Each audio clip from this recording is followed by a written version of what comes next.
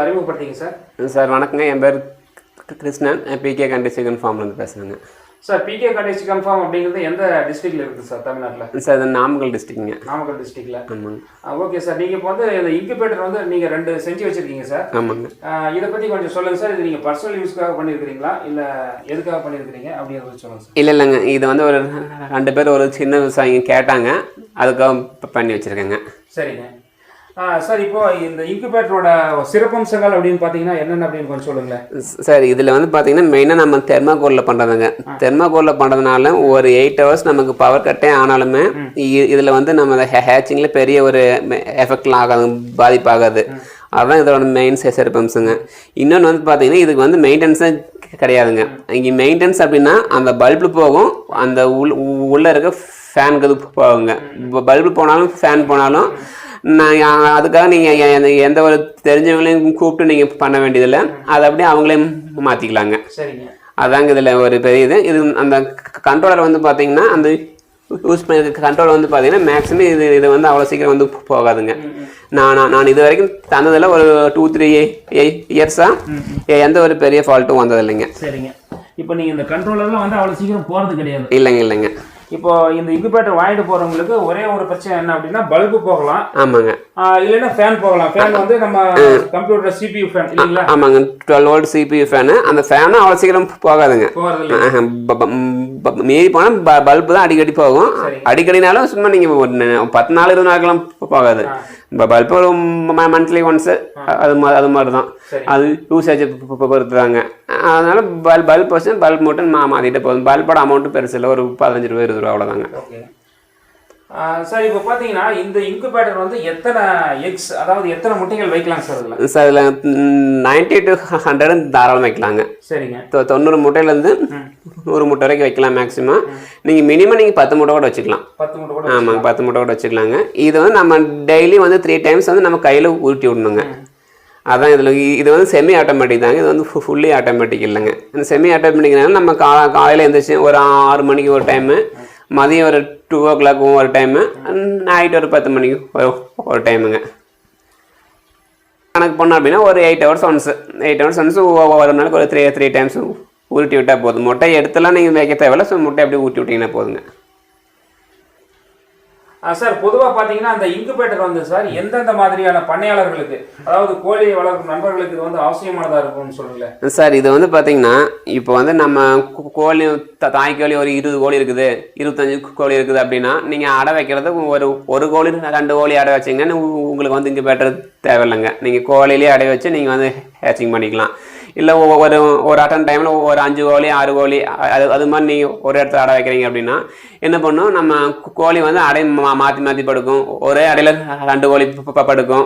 ஒரு கோழி என்ன பண்ணும், ஒரு அடையில் இருக்கிற முட்டை உடச்சிடும், இல்லை கொத்தி குடிச்சிடும். அது மாதிரி ப்ராப்ளம் நிறைய ஏற்படும்.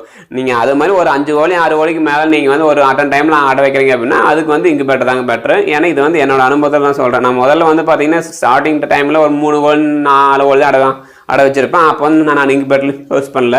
இதே ஒரு 10 கோழி 15 கோழி நம்ம ஒரு இடத்துல அடை வைக்கிறப்ப அந்த கோழி வந்து எல்லா அடையிலும் படுக்குதான்னு பார்க்கணும். நம்ம அதெல்லாம் கரெக்டாக மெயின்டைன் பண்ணுறது பெரிய ஒர்க்கு. அந்த ப்ராப்ளத்துலேருந்து நம்ம சால்வ் பண்ணதுக்காக தான் இந்த இன்குபேட்டரோட கான்செப்டுக்கு போனாங்க. இப்போ நான் என்ன பண்ணிக்கலாம் அப்படின்னா, நம்ம இன்குபேட்டரில் வச்சு நம்ம பொறிச்சிட்டு அந்த 6 எடுத்து அப்படியே நம்ம கோழிலையும் விட்டுக்கலாம். நீங்கள் தனியாக தான் வளர்க்கணும் அப்படிலாம் ஒன்றும் இல்லைங்க. ஃபார் எக்ஸாம்பிள் ஒரு 50 மூட்டை வந்து வைக்கிறீங்க. ஒரு 50 மூட்டை வச்சிங்கன்னா ஒரு ஆவரேஜாக ஒரு 35 to 40 குஞ்சு ஹேச்சிங் ஆகும். அது நீங்கள் என்ன பண்ணிக்கலாம், நீங்கள் 50 மூட்டை இதில் வைக்கிறப்பவே கோழி நமக்கு அடையில் கேராக இருக்கும்ல, அந்த கோழி நீங்கள் என்ன பண்ணணும், ஒரு 4 மூட்டை நீங்கள் தனியாக வச்சிடணும். அப்போ என்ன அப்படின்னா அந்த கோழி பொறிக்கிறதுக்கும் இந்த இன்குபேட்டர் பொறிக்கிறதுக்கும் சேம் டேட்டே தான் வரும். அது நீங்கள் என்ன பண்ணலாம், நீங்கள் இதில் பொறிச்சதையும் இந்த 35 குஞ்சு நீங்கள் என்ன பண்ணலாம், ஒரு 2 கோழியில் ஒரு கோழிக்கு ஒரு 20 குஞ்சு 25 குஞ்சு நீங்கள் அது மாதிரி நீங்கள் பிரித்து விட்டுக்கலாம். அதுக்காக இந்த இன்குபேட்டர் வந்து பார்த்தீங்கன்னா சிறிய அளவில் ஒரு மாதம் ஒரு 50 சிக்ஸ் 100 சிக்ஸ் எடுக்கிறாங்க அப்படிங்கிறவங்களுக்கு வந்து பார்த்தீங்கன்னா இந்த இன்குபேட்டர் வந்து பார்த்தீங்கன்னா மிகவும் சூட்டபிளாக இருக்குங்க. சார் இப்போ பார்த்தீங்கன்னா ஒரு விவசாயி வந்து ஒரு குஞ்சு உற்பத்தி பண்ணி விற்கணும்னு நினைக்கிறாரு. அப்படிப்பட்ட விவசாயிகளுக்கு வந்து இந்த மாதிரி இன்குபேட்டர் வந்து சூட்டபிளாக இருக்குமா சார்? ஆமாங்க. ஃபார் எக்ஸாம்பிள் ஒரு 2 இன்குபேட்டர் வச்சுருக்காருன்னு வச்சுக்கோங்களேன். ஒரு டைம் வந்து இப்போ ஒரு ஆவரேஜ் அவருக்கு வந்து டெய்லி ஒரு 7 மூட்டை 8 மூட்டை ஒரு 10 மூட்டை வருது அப்படின்னா, இப்போ 10 மூட்டை வருது அப்படின்னா ஒரு 8 நாள் 9 நாள் நம்ம ஃப்ரிட்ஜில் எடுத்து முட்டை வச்சிருக்காரு அப்படின்னா ஒரு 80 மூட்டை 90 மூட்டை வந்துடுங்க. அப்போ வந்து நீ இதில் வச்சு அவங்க என்ன பண்ணிக்கலாம், மாற்றி மாற்றி வச்சு ஹேச்சிங் பண்ணிக்கலாம். ஒரு 70 மூட்டை 50 மூட்டை வைக்கிறாருன்னா ஒரு 80% நமக்கு வந்து அவுட்புட் வரும். ஒரு 70 மூட்டை வைக்கிறாருன்னா ஒரு 55 to 60 நமக்கு அவுட்புட் வருங்க. அது வந்து ஒவ்வொருத்தருக்கும் அவங்களுக்கு வந்து பார்த்தீங்கன்னா ஒரு சரி ஒரு லாபமாகவும் இருக்கும் அந்த சிக்ஸை வந்து சேல் பண்ணதுனால. இந்த மாதிரி சார் இப்போ பார்த்தீங்கன்னா இன்குபேட்டர் வந்து பொதுவாக விவசாயிகளுக்கு வந்து அதிகமான காஸ்ட் வரும், அது வாங்க முடியாது அப்படிங்கிற ஒரு நோக்கத்தில், அதாவது அப்படிங்கிற ஒரு எண்ணத்தில் இருக்கிறாங்க.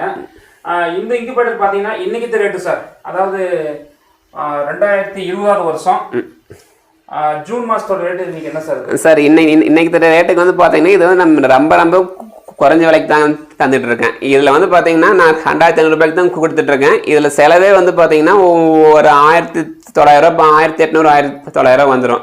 ஆனால் இது வந்து நம்ம செய்யறதுக்கு வந்து பார்த்தீங்கன்னா 2 days ஆகும். 1 day வந்து இந்த தெர்மாகோல்லாம் ஃபிக்ஸ் பண்ணணும், அதுக்கு ஒரு மினிமம் ஒரு 3 hours ஆகும். இன்னொரு 3 hours வந்து பார்த்தீங்கன்னா அந்த ஒயரிங்லாம் பண்ணணும், அதுக்கு ஒரு 3 hours ஆகும். நான் எல்லாம் சேர்ந்து நான் 2.5 தான் நான் சேல் பண்ணிட்டு இருக்கேன். ஓகே சார், அதாவது ரீசனபிளான ரேட்ல உங்களோட லேபர் மட்டுமே வச்சு ஆமாங்க இந்த இன்குபேட்டர் நான் சேல் பண்ணதால இதுல எனக்கு பெரிய ஒரு ப்ராஃபிட் அப்படிலாம் ஒன்றும் இல்லை. ஒரு இன்குபேட்டர் சேல் பண்ணால் ஒரு 500 to 600 ரூபாய் அவ்வளோதாங்க. இதில் ஒன்று எனக்கு பெரிய லாபம் இல்லை. அந்த 500 to 600 ரூபாய்ங்கிறது நான் இது குறைஞ்சபட்சம் டோட்டலாக ஒரு 7 to 8 hours நான் இதுக்கு ஒர்க் பண்ணுறேன். ஆமாங்க ஒர்க் பண்ணி தான் சேல் பண்ணுறேன். இப்போ நார்மலாக நீங்கள் இப்போ வில்லேஜ் சைடில் வந்து பார்த்தீங்கன்னா இப்போ இன்குபேட்டர் அப்படின்னு சொல்லி அவங்க நம்ம போனோம்னா அவங்க வந்து பெருசாக நினச்சிப்பாங்க. இன்குபேட்டர்னா 10,000 போடணும், இப்போ 5,000 போடணும், அதை நிறைய மெயின்டைன் பண்ணணும், நம்மளால இப்போ கரெக்டாக வச்சு எடுக்க முடியுமா அப்படின்னு ஒரு கான்செப்ட் இருக்குது. இப்போ இதில் வந்து பார்த்தீங்கன்னா நோ மெயின்டெனன்ஸு, எந்த ஒரு பிரச்சனையுமே கிடையாதுங்க. இது அதே மாதிரி செலவு வந்து பார்த்தீங்கன்னா ஒரு 2500 ரூபாய் தான். இன்கேஸ் இதில் வந்து ஒரு பேட்ச் ஒரு 50 மூட்டை வச்சு ஒரு 30 சிக்ஸ் எடுக்கிறாங்கன்னு வைங்களேன். அந்த 30 சிக்ஸ் சேல் பண்ணாங்க அப்படின்னா அவங்கள வந்து இன்குபேட்டர் காஸ்ட் வந்து அவங்க எடுத்துடலாம். இதில் வந்து பெரிய வாங்குற விவசாயிகளுக்கும் பெரிய ஒரு முதலீடு கிடையாதுங்க இது வந்து. சார் இது பார்த்தீங்கன்னா அந்த இன்குபேட்டர் வந்து எந்த பண்ணையாளர்களுக்கு, அதாவது குறைஞ்சபட்சமா எவ்வளவு கோழி வச்சிருக்கிறவங்கள இருந்து அதிகபட்சமா எவ்வளவு கோழி வச்சிருக்கிறவங்க வரைக்கும் இது வந்து பயனுள்ளதா இருக்கு சார்? இப்போ இதுக்கு வந்து பார்த்தீங்கன்னா ஒரு தாய்க்கோழி ஒரு 20 to 25 கோழி வச்சுருக்காங்க அப்படின்னா அவங்களுக்கு வந்து ஒரு இன்குபேட்டர் இதுக்கு இருந்துன்னு போதுங்க. இப்போ தாய்க்கோழி ஒரு 50 கோழி இருக்குது, அவங்க வந்து சிக்ஸ் சேல் பண்ணணும்னு நினைக்கிறாங்க, இல்லை சிக்ஸ் அவங்களே வளர்த்து வைக்கணும்னு நினைக்கிறாங்க. ஒரு ஆவரேஜ் ஒரு 25 தாய்க்கோழி இருக்கிறவங்களுக்கு ஒரு இன்குபேட்டர் போதும். நீங்கள் அது மாதிரி கணக்கு போட்டிங்கன்னா நீங்கள் ஒரு 50 தாய்க்கோழி இருந்தால் ஒரு 2 இன்குபேட்டரும் வேணும். அது மாதிரி நீங்கள் கணக்கு பண்ணிக்கலாம். இதனோட பெரிய அட்வான்டேஜ் என்னன்னு பார்த்தீங்கன்னா இதில் வந்து ஒரே ஒரு 60 வாட்ஸ் பல்பு தாங்க. 60 வாட்ஸ் பல்பு, அந்த ஃபேனு, இது எல்லாம் சேர்ந்து ஒரு 5 வாட்ஸ் எடுத்துக்கும். ஒரு 65 வாட்ஸ் இதுக்கு வந்து பவரு. ஒரு நாளைக்கு ஒரு 24 hour ஓட்டுறீங்க அப்படின்னா 24 மணி நேரத்தில் ஒரு 18 மணி நேரம் தான் இந்த பல்பு எரியும். மீதி நேரம் பல்பு ஆஃபில் தான் இருக்கும். நம்ம ஏன்னா பல்ப் வந்து பார்த்தீங்கன்னா ஒரு 20 செகண்ட் ஆனில் இருக்கும், ஒரு 10 செகண்ட் ஆஃபில் இருக்கும். நீங்கள் அது மாதிரி கால்குலேட் பண்ணி பார்த்தீங்கன்னா ஒரு 24 மணி நேரத்தில் ஒரு 18 மணி நேரம் தான் எரியும். 18 மணி நேரம் தான் ஆவரேஜாக எரியும். நீங்கள் 18 மணி நேரத்தை கணக்கு போட்டிங்கன்னா ஒரு நாளைக்கு ஆவரேஜ் ஒரு இன்குபேட்டருக்கும் ஒரு யூனிட்டு கூட எடுத்துக்காதுங்க. ஒரு யூனிட் அதுக்குள்ளே தான் எடுத்துக்கும். அதனால இதில் வந்து பெரிய கரண்ட் பில் சார்ஜ் விவசாயிகளுக்கு வராது. அதாவது இந்த இன்குபேட்டர் மூலமா உங்களுக்கு ஒரு யூனிட் மட்டும் தான் செலவுங்க. ஆமாங்க.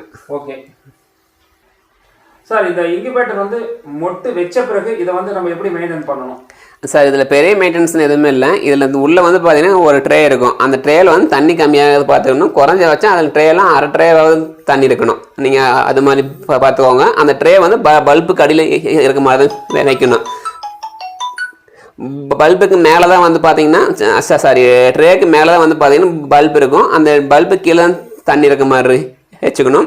அப்புறம் வந்து பார்த்தீங்கன்னா இதில் ஒரு நம்ம ஒரு 50 எக் வைக்கிறீங்க அப்படின்னா 18 நாள் வந்து முட்டையை உருட்டுவீங்க. கடைசி 3 நாள் அந்த 19, 20, 21 கடைசி 3 நாள் வந்து பார்த்தீங்கன்னா நம்ம முட்டையை உருட்ட தேவையில்லை.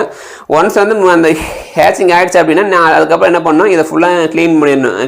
க்ளீன் பண்ணிவிட்டு நமக்கு டெட்டால் இருக்குல்ல, டெட்டால் தண்ணியில் கலந்து ஃபுல்லாக ஸ்ப்ரே பண்ணிடணும். ஸ்ப்ரே பண்ணிட்டு தான் அடுத்தது வந்து நீங்கள் வைக்கணும். அப்போ தான் அந்த ஹேச்சிங்கில் வந்து எஃபெக்ட் ஆகாது. இல்லை நீங்கள் அப்படியே வச்சிங்க அப்படின்னா ஹேச்சிங் வந்து எஃபெக்ட் ஆகிறது சான்ஸ் இருக்குது. நம்ம ஒன்ஸ் ஒரு 18 நாள் போய் 21 நாள் முட்டை பொரிச்சிது அப்படின்னா அந்த தோலில் எடுத்து வெளியே போட்டு உள்ள நல்லா சுத்தம் பண்ணிட்டு டெட்டால் ஸ்ப்ரே பண்ணிட்டு அதுக்கடுத்து தான் நீங்கள் என்ன பண்ணணும், அந்த அடுத்த ஹேச்சிங் கொண்டாந்து எக் வைக்கணும். இப்போ இதே வந்து பார்த்தீங்கன்னா ஒரு இதை ரெண்டாக வச்சுக்கிறேன். இப்போ ஒரே இன்குபேட்டரில் ஒரு 20 மூட்டை முதல்ல வைக்கிறேன், அதுக்கடுத்து ஒரு 10 நாள் கழிச்சு ஒரு 20 மூட்டை வைக்கிறேன் அப்படின்னாலும் நீங்கள் என்ன பண்ணணும், அந்த 20 மூட்டை பொரிச்சதையும் அதுக்கப்புறம் நீங்கள் என்ன பண்ணணும், அந்த பொரிச்சு தோலை எடுத்து போட்டு அந்த பொரிக்காத மூட்டை அந்த ஃபைனலாக ஒரு ரெண்டாவது டைம் 20 மூட்டை வச்சுருப்பீங்களே அதை எடுத்து தனியாக வச்சுட்டு இன்குபேட்டரை சுத்தம் பண்ணிட்டு அதுக்கப்புறம் நீங்கள் அந்த 20 மூட்டை எடுத்து நீங்கள் உள்ளே வச்சுக்கலாம். மொத்தம் ஒரு டைம் ஹேச்சிங் ஆச்சுன்னா இதை ஒரு டைம் நீங்கள் சுத்தம் பண்ணணும். அது இந்த இன்குபேட்டரில் ஆட்டோமேட்டிக் இன்குபேட்டராக இருந்தாலும் அதான் பண்ணணும், எந்த இன்குபேட்டராக இருந்தாலும் நீங்கள் அதான் பண்ணணும். சார் இப்போ பார்த்தீங்கன்னா இந்த இன்குபேட்டரை பொறுத்த வரைக்கும் ஒரு 100 முட்டை வைக்கலாம் அப்படிங்கிற மாதிரி சொல்கிறீங்க. விவசாயிங்க பார்த்தீங்கன்னா 100 முட்டையுமே ஒரே நாளையில் அவங்க வந்து ஹேச்சிங்க்கு வைக்க முடியாது, சிறு விவசாயிகள் வந்து வைக்க முடியாதுங்க.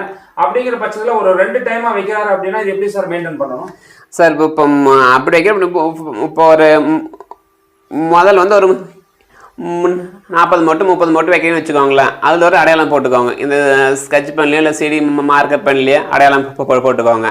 அதுக்கடுத்து ஒரு 10 நாள் கழிச்சு இன்னொரு 30-40 மூட்டை வைக்கிறீங்க அப்படின்னா அதில் ஒரு அடையாளம் போட்டுக்கோங்க. இதில் வந்து அந்த மொதல் அடையாளம் போடுறத 18 நாளைக்கு ஊருட்டுங்க. மறுபடியும் அடையாளம் 18 நாளைக்கு மட்டும் மொதல் அடையாளம் போடுறத 18 நாளைக்கு ஊட்டிட்டு கடைசி 3 நாள் உருட்டாக விட்டுருங்க. கடைசி 3 நாள் நீங்கள் அந்த வச்ச முட்டை கூட்டாதுக்கிறப்ப அந்த மறுபடியும் ஒரு 10 நாள் கழிச்சு வச்சிருப்பீங்களா அந்த முட்டை நீங்கள் வந்து எப்பவுமே உருட்டணும்.